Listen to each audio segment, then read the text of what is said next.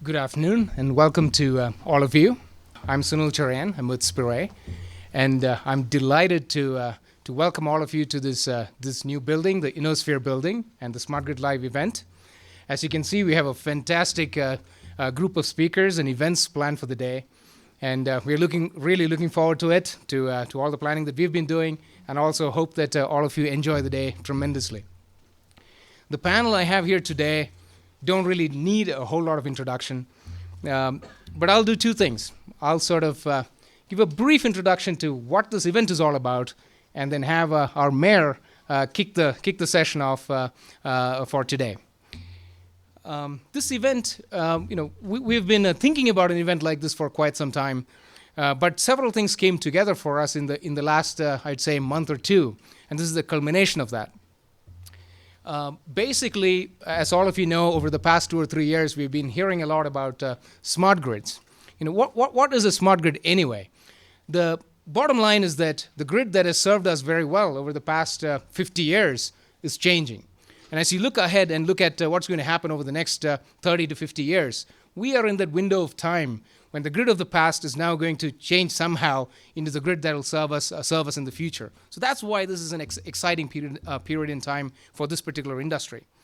For us, the RDSI project, the project in Fort Collins, has been under development over the past 2 years, and this event marks sort of the transition from development to actual operations. That's one event.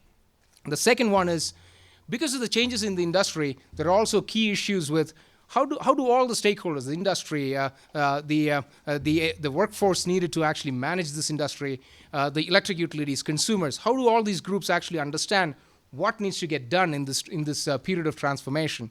So to pull that together, we're also launching an initiative called the Center for Smart Grid Advancement. So that's also the second reason for why we are here today. And to help us do all of that, we have a fantastic group of people that are going to enable all of this and launch it today. I'd like to invite Mayor Doug Hutchinson, our Fort Collins mayor, to come up. He's been a terrific friend and a champion, although he can't manage the microphone. For us over the past several years. One of the key things was about 5 years ago. When we got going in Northern Colorado with many of these initiatives, we were trying to get this thing called the Northern Colorado Clean Energy Cluster up and running. And what I remember is Mayor Hutchinson was in a meeting at the city, and he pounded the table and said, "This is something we need to do, and let's go ahead and make it happen." And I think that was 5 years ago, before smart grid was even a buzzword. So from there, things have actually developed quite tremendously, and it's my honor and a privilege to actually have Mayor Doug Hutchinson kick us off for today. Thanks.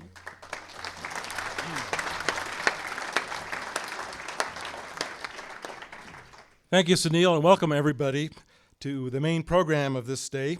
We're here to celebrate a number of amazing announcements and to kick off the demonstration year of the U.S. Department of Energy's Renewable and Distributed Systems Integration Project, RDSI, a major initiative of Fort Z, which is Fort Collins Zero Energy District. Enough acronyms, right? So Governor Ritter, distinguished guests, and all attendees, I want to thank you for being here. It is very fitting that this event is taking place in Colorado. It is very fitting that we are in Fort Collins. We've become a hub here in Fort Collins for innovation around many industries that include bioscience, hydrology, and, as Sunil mentioned, clean energy. And lastly, it is very fitting for us to be in this particular building in Fort Collins, the new site for our Regional Technology Incubator, the Rocky Mountain Innosphere, which was formerly the Rocky Mountain Innovation Initiative, or RMI squared. Dozens of promising startups are going to make their mark on the world from this new site. And Spirae is one of the companies who has moved into the building, and they will continue to have a global impact as they help communities lower energy use and lower energy dependence on traditional energy resources. Fort Collins is also very fortunate to be the home of a world-class research university, Colorado State University, a critical partner in smart grid research and implementation. I'm a proud alum of CSU, Governor Ritter is a proud alum of CSU, I think, so that's cool too that we're bringing this all together in Fort Collins. And we're very proud to have some outstanding companies in Fort Collins whose focus is on innovation and smart technology and innovative business practices, firms that include Spirae, the Brendel Group, Van Dyne Super Turbo, Woodward, Advanced Energy, and New Belgium Brewing. I'm also excited to have our own Fort Collins utilities at the very heart of the RDSI project. This project really is about collaboration. It really is about partnerships. We're going to hear from some of the leading businesses and specialists in clean energy technology and in smart grid systems. And before I pass the microphone back to Sunil to introduce the other distinguished speakers here, I'd just like to say thank you to Governor Ritter for your years of service to the state of Colorado. And we've had several events we've been at together. You've been to Fort Collins many times related to energy efficiencies and climate challenges. So it's been a real pleasure working with you. I'm delighted to be here. Thank you for letting me be part of this very special day. It's a great day for Fort Collins, a great day for Colorado. And thanks again.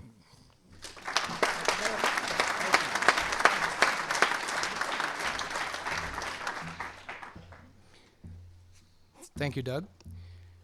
The next speaker is the president of Colorado State University, Tony Frank. I'm delighted to welcome you up here. Without too much introduction, this job is easy for me because I don't really have to introduce anybody up here on the podium.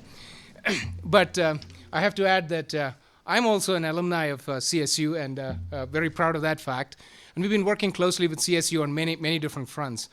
And the leadership that CSU has provided, particularly in the area of energy, where from an industry standpoint, that's our primary interest, it's been fantastic. And with all the initiatives that are going on, we're actually looking forward to many more initiatives on your part and to grow this and help us as a region to really reach the targets that we as a community know we need to get to. Tony, thank you.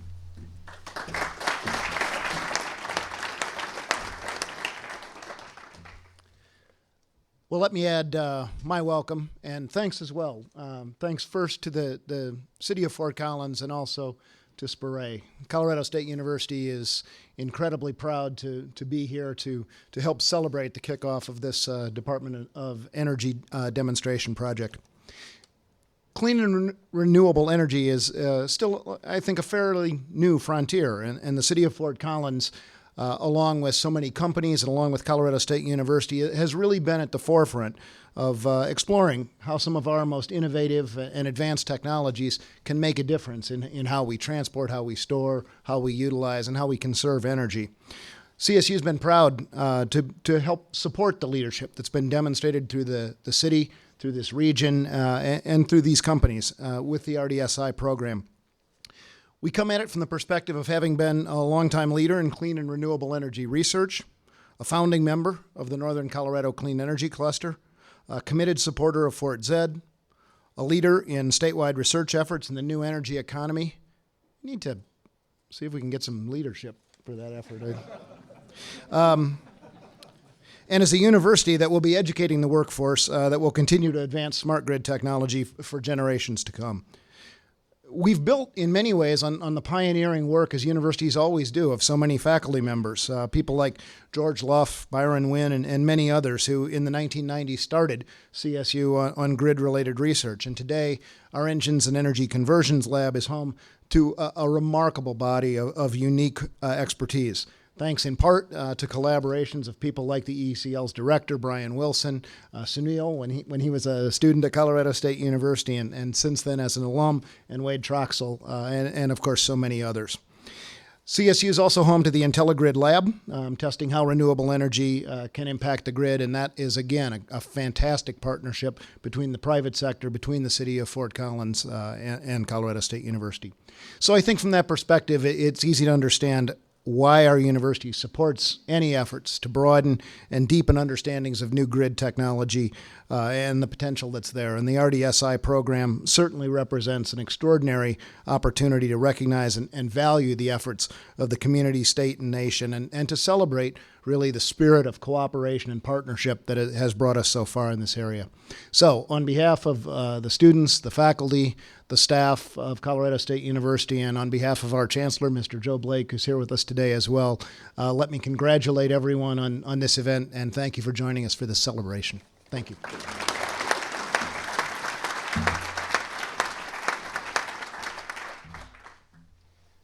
Thank you, Tony. One of the things that I forgot to mention about what the university is doing that's been fantastic is really promoting the not just excellence in the academic part, which is expected of a university, but also the linkages into the industry and finding ways to collaborate. And walking into the engines and energy conversion lab that Brian Wilson heads up is a testament to that fact, with the number of companies and the collaborations that really make things happen there. So that's really fantastic, and I hope that continues and grows. The next speaker for us is Steve Hauser. And Steve, if you wouldn't mind coming up here. I've known, Steve Hauser is, in my opinion, Mr. Smart Grid. So I mentioned I mentioned to him that I think of him as Mr. Smart Grid this morning, and he said, "Well, I think of myself as a grandfather by now, because there are so many people at it today." But it was about probably 10 or 12 years ago that Steve and I first met. And at that time, of course, what was the program called? Steve was working at Pacific Northwest National Labs and essentially looking at grid transformation at that time. So that was so much farther ahead, and from where things are today. And there weren't very many people that were believers in that this thing was actually required or was ever going to happen. But Steve really championed a group of people, both on the federal side between national labs and also among the private industry, to gather that momentum there and make it happen. And it took him several years, I think. But the GridWise Alliance, if many of you must have heard about it, Steve pretty much started it. I worked with him at the front end for a little bit. So it's my pleasure to actually have Steve here to tell us a little bit about the national perspective on what's actually going on, and hopefully connect that to some of our regional activities. So Steve has moved from national labs. He's been with several private companies. He's been working. Now I think he's back to NREL. So he's here in Colorado, and hopefully can help us, accelerate some of the things that are going on in Colorado. Thank you, Sunil.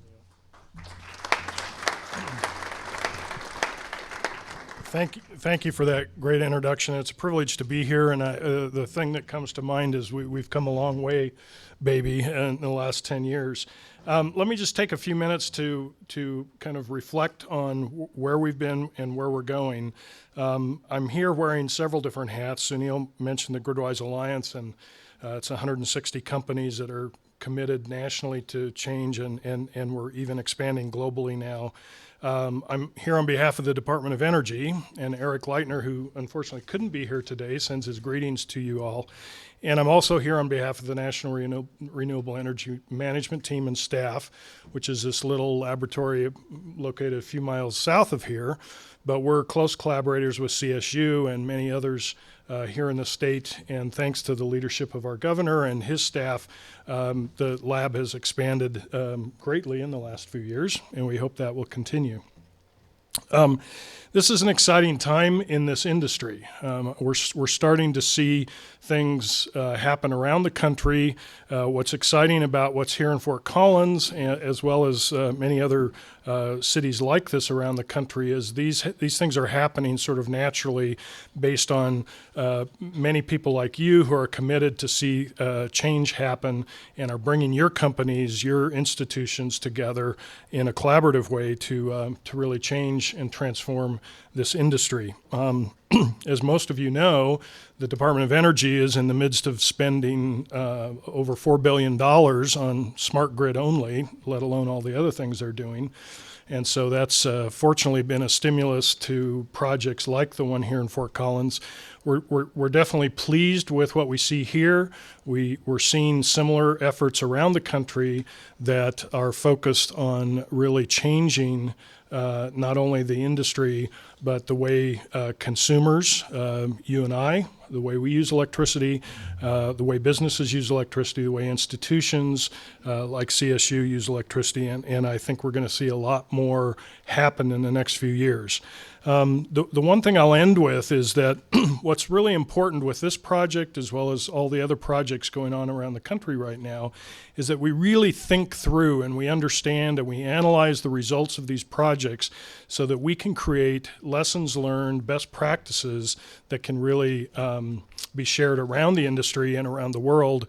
And by doing that, create leadership pockets like here in Fort Collins, create leadership here in the U.S. that can be taken around the globe. That's certainly the passion of the current administration and the Department of Energy. Last thing I'll say is one of my day jobs is working with a group called the National Science and Technology Council. If you don't know what that is, you can Google it. I won't try to explain it. It's one of the parts of the White House staff, and it's focused on really changing technology policy in a number of different areas, including we have a special committee right now working on smart grid. And so over the next few months, you're going to begin to hear more and more coming out of Washington, the administration, and the Department of Energy and so on around the kind of changes we'd like to see happen going forward. And with that, I'll congratulate those that have put this event together and those that are committed to the success of this project over the next few years. Thank you.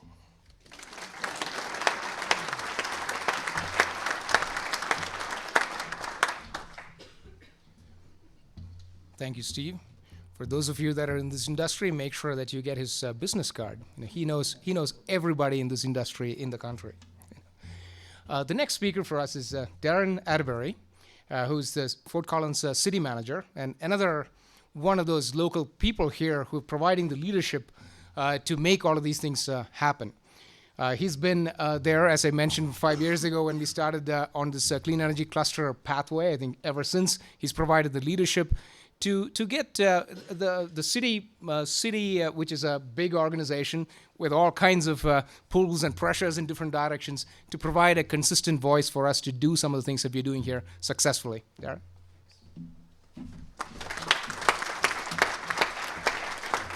So I just want to point out that Sunil did not introduce me as Mr. Smart Grid.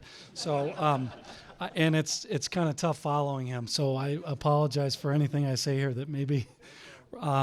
Actually, from my perspective, I want to talk just very briefly about collaboration.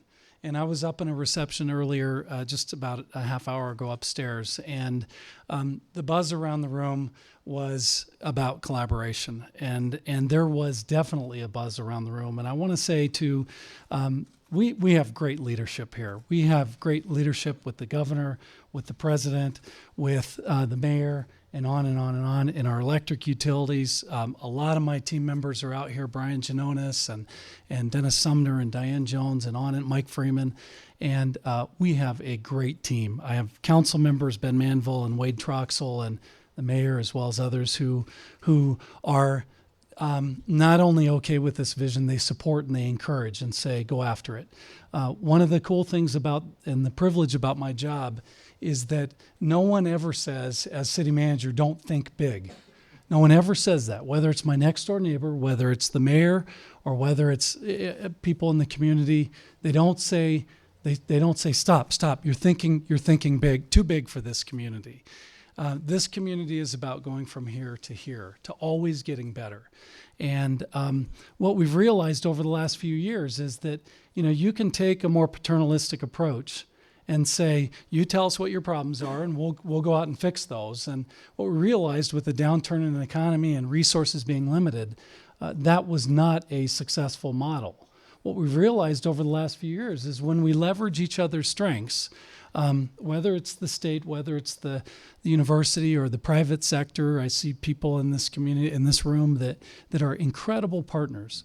But if you have a big vision and you have people who are willing to collaborate and not always have to take credit for things, and then say, let's think big, it's pretty remarkable the kinds of things that we can get done here. And I believe, and I'm city manager of Fort Collins, so I get to talk about Fort Collins. I don't want to leave out northern Colorado and the entire state. But I believe that this collaboration is clearly a differentiator for this community from other communities throughout the country. And I'm really proud of that. And I'm really proud of the fact that I have leadership, our city council and my executive team and the workforce of the city, who is very, very capable of thinking big and very supportive of that. So I'm delighted. That buzz that's going on in this room, let's really capture that and really take advantage of that and differentiate Fort Collins and Northern Colorado from everywhere else in this country, because I think we're onto something. I talked to a lot of city managers around the country, and this kind of conversation with your support, Governor, it's not happening anywhere else in America. It is right here in Fort Collins. So thank you for everyone in the room who's made this happen. There are lots and lots of you who have done serious push-ups that have led to today. So I appreciate it on behalf of the city of Fort Collins very much. So thanks.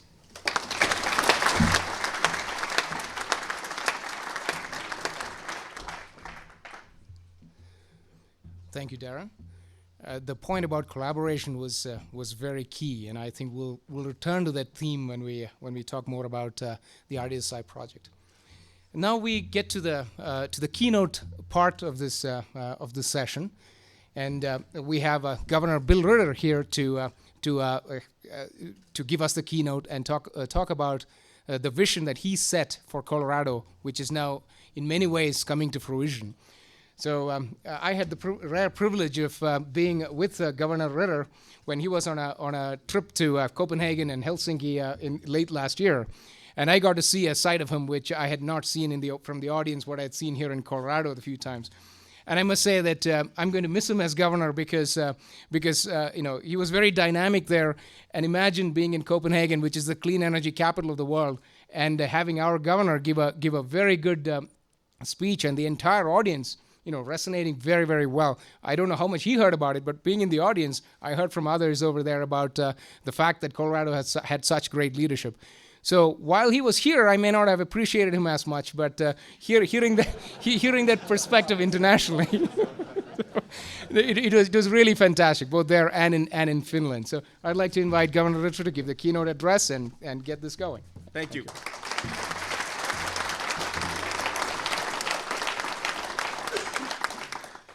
Thanks, Sunil. When he said he'd seen a side of me in Copenhagen he hadn't seen here, I of course was worried that he meant beer drinking, because we did. We had a fairly good time. Had a lot of different venues. Wade and a lot of other people were with us. But what was really interesting about the Helsinki part of it, and I'll include this in my remarks, is how much you came to understand, if you're with our group and our delegation, how far ahead Colorado was from a lot of other parts of the world, especially on the smart grid front of it. The whole Helsinki trip was about smart grid. We had a Colorado delegation, and we were able to really present as a delegation with a lot of people from Europe working on this issue, saying both on the private and the public research side, we're so far ahead. So that was actually gratifying. It's great to be here. I want to acknowledge a few people before I make some remarks about just smart grid and about the things that are happening here today. I'm with my Governor's Energy Office Director, Tom Plant, and Don Moroska, the Director of the Office of Economic Development and International Trade. And these two guys have worked on our energy agenda and the job creation aspects of that energy agenda really hard in my administration. Now, it's interesting, right, that they're both CSU alum. So I didn't just hire CSU alum, Tony, but I did help the employment ranks a great deal for people coming from CSU because of my own CSU experience and just understanding what a great institution it is, and for all the reasons you've already mentioned. Joe Blake is the chancellor of this fantastic institution and of the whole CSU system. Thank you for your leadership. Thanks for all that you've done for the state of Colorado in your career, but certainly as the chancellor of this institution, just by keeping your eye on advancing all the good work. And I appreciate that, Joe, and appreciate your friendship. Mayor, it's great to be with you and to once again be on a dais with you. I have spent a lot of time in Fort Collins, and there's a good reason for it. It's because of so many significant things that happen here and that really correspond with our agenda. When I close my remarks, I'm going to talk a little bit about that correspondence.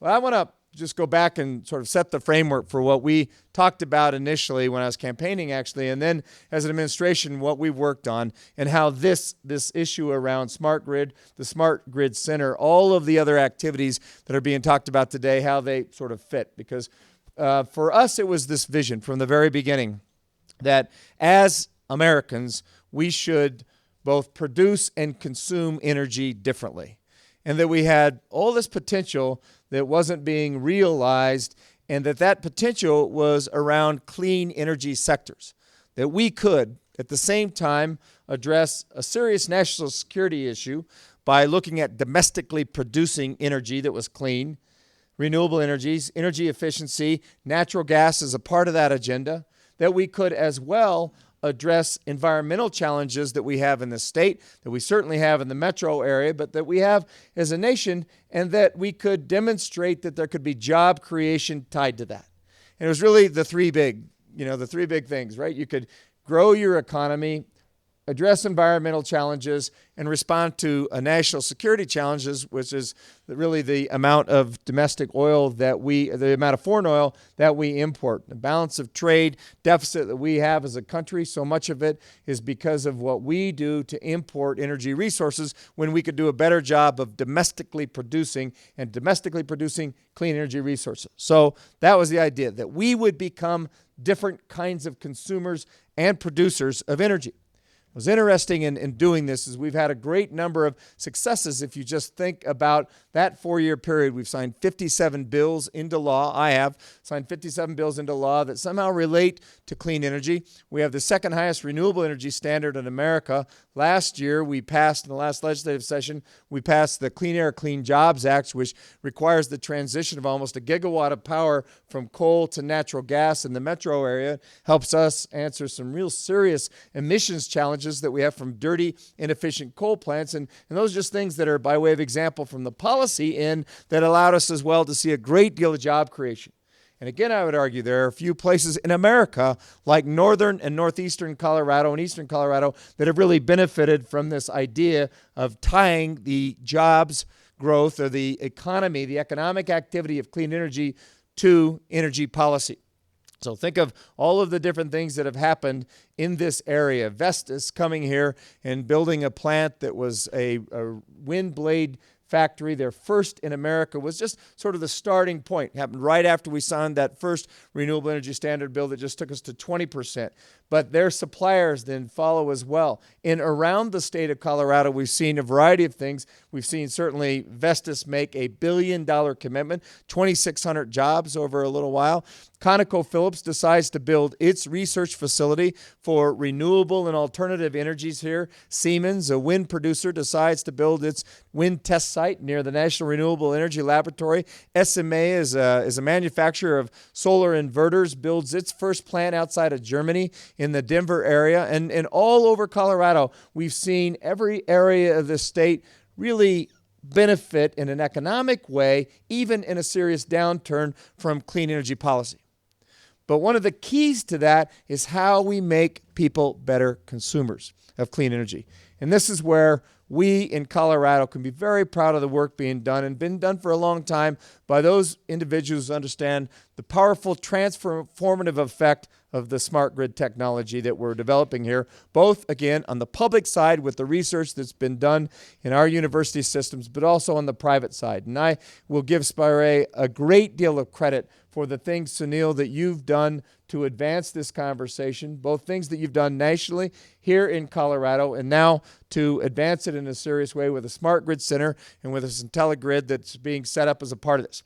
I get to push a lot of buttons today to demonstrate this, the effect of it, and I am happy to be here. I think this may be my last sort of, one of these deals where I sit on a stage prior to becoming former governor, when my first name becomes former next Tuesday.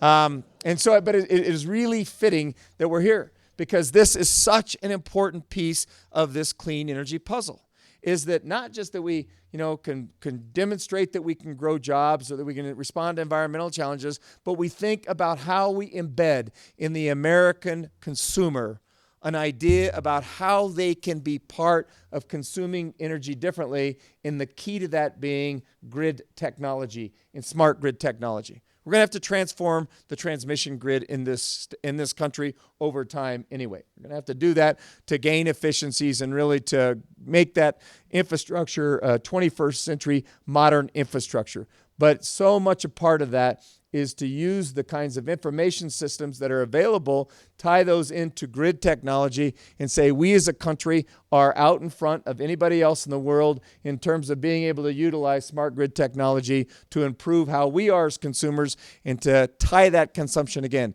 back to job creation and back to responding to environmental challenges. So I'm delighted that I'm invited to be here, delighted to be your keynote speaker. I'm going to end by saying this. I don't know if a lot of people know this or not, but Tony Frank and I made a little announcement this morning. We've been in a conversation over the next couple of months, and I was going to be out of work next Tuesday. I was pretty concerned about that. And so we've been talking, and I don't know if folks know it or not, but this morning Tony and I announced that my next position will be as the director of the Colorado State University Center for the New Energy Economy. And so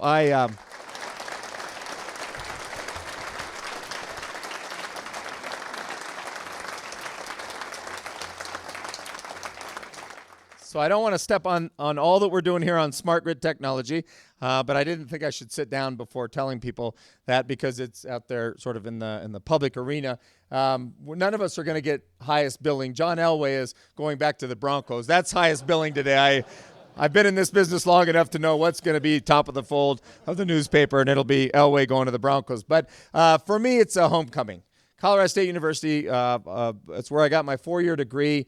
And again, as governor of this state, I have been so impressed with Colorado State University as a research institution, part of the collaboratory, yes, but also all of the things that they are doing at this university, both on the research side and on the policy development side. It felt to me like just such a right fit. My great passions as governor have been education and higher education as part of that, and energy development and advancing a clean energy policy agenda. So when President Frank approached me and asked if I would consider beginning a center for the new energy economy here in Fort Collins at Colorado State University, it was just such a great fit. We've been able to fund it privately. We've developed seed money for that, and so because we know that there are difficult times with public funding and higher ed, both of us thought that it was important that we reached out and did that. And we're going to be working with some foundations that have great ties to energy policy development. And I have the great advantage of knowing a lot of folks around this country that are doing this and doing it pretty well, that, again, it's such a great fit. So I want to publicly thank you, Tony, for you reaching out and then being willing to have this conversation and really, in a sense, bringing me home. Thank you. God bless you all. Thanks.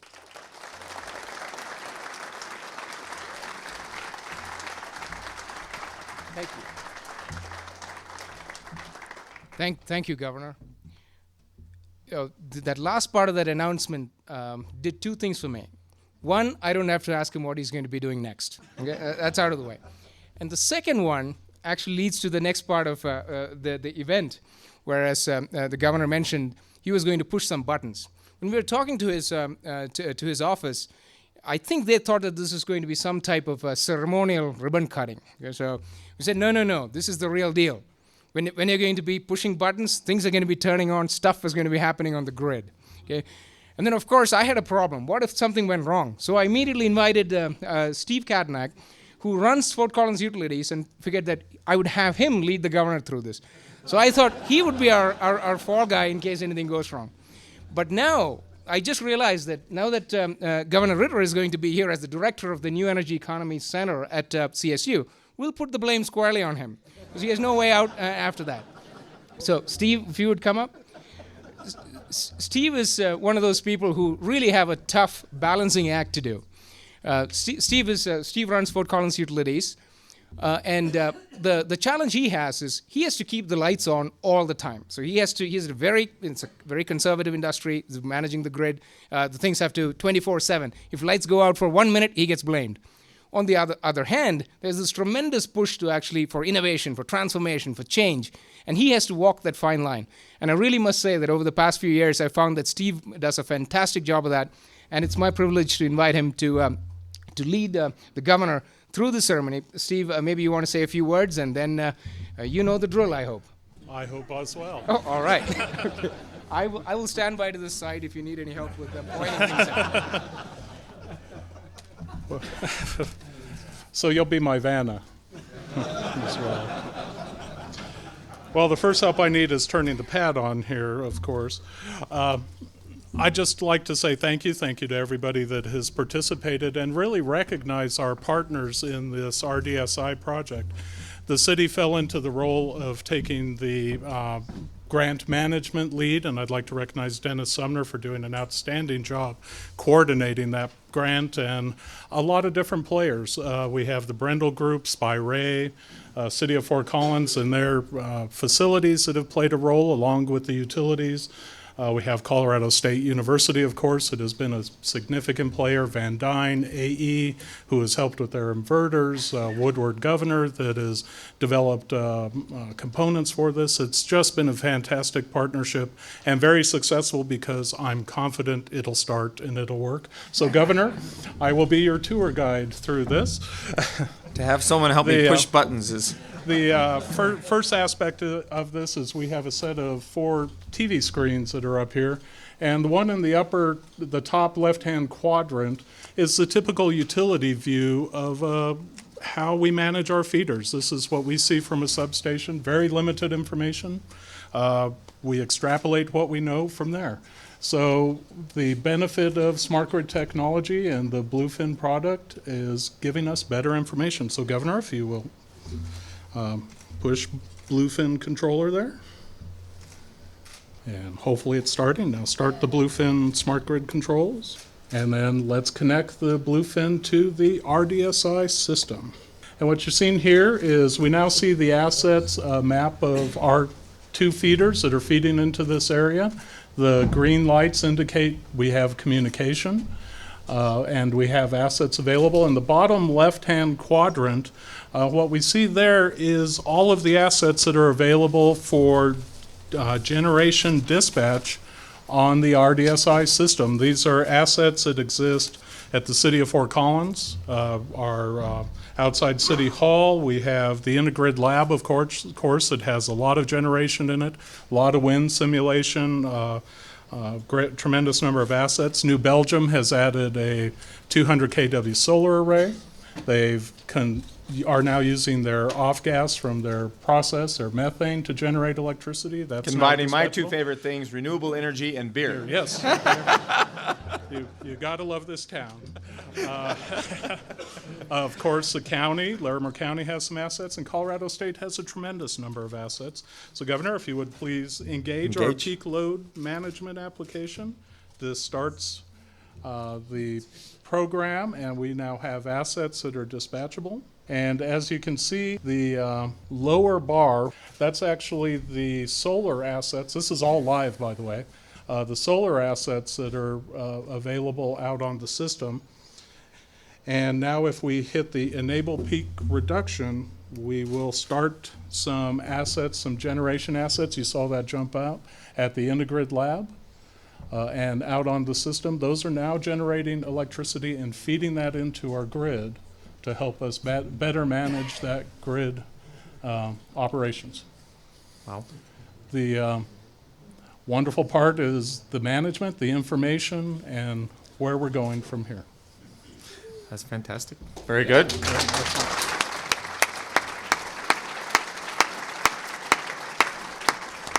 Thanks to both of you. No mishaps. You know, that's the first thought that crosses my mind.